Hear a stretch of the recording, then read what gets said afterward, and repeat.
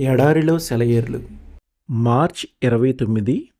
అడవి పువ్వులు ఎలాగు ఎదుగుచున్నవో ఆలోచించుడి. మత్తయి సువార్త 6:28.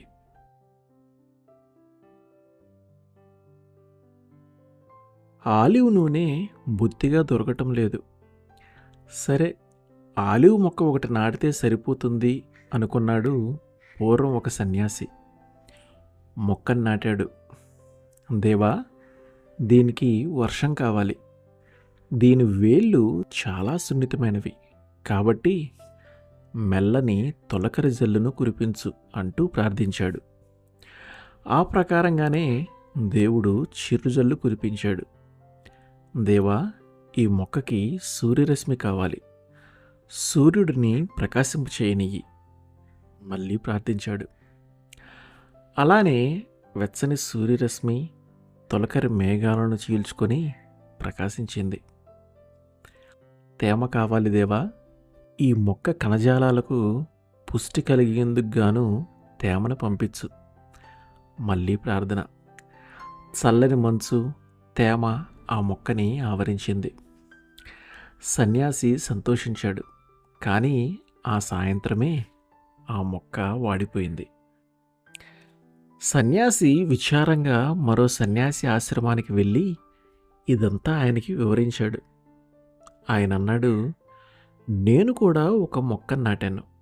చూడు, అది ఎంత పచ్చగా కలకల్లాడుతుందో. దాన్ని సృష్టించింది దేవుడే కాబట్టి నాకంటే దాని బాగోగులు ఆయనకే బాగా తెలుసు. దేవుడితో నేనేమీ బేరం ఆడలేదు. ఇలా చెయ్యి అంటూ ఆయనకి నేనేమీ సలహాలు ఇవ్వలేదు. దేవా, ఈ మొక్కకి ఏది కావాలో అది ఇయ్యి అని మాత్రం ప్రార్థించాను. తుఫాను కావాలో, తుషారం కావాలో, నీరెండ కావాలో, నీటి చినుకులు కావాలో, మొక్కకి ఏది అవసరమో ఆయనకి తెలుసు కదా. గరికపూలు దిగులు పడవు, దిగులు పడకు నువ్వు. వాన చినుకులు, గడ్డి పరకలు, పొగమంచులు, పున్నాగపూలు, చీకటి ముసుగున సిరిమల్లెలు, ఉదయపు కాంతిలో ప్రకృతి అంతా పెరుగుతుంది, కుసుమిస్తుంది. పోటీకి ఆధారం దేవుడే. నీరు పోసేవాడు ఆయనే. పూలు పూసేది ఆయన వల్లే. జాజి కంటే, సంపెంగ కంటే, మంచు కడిగిన మల్లి కంటే ఆయనకి నువ్వే ఇష్టం తెలుసుకుంటే. నీ బరువు ఆయనదే. కొరతలు, విన్నపాలు ఆయనకి చేరాలి. నీ బాధ్యత ఆయనదే.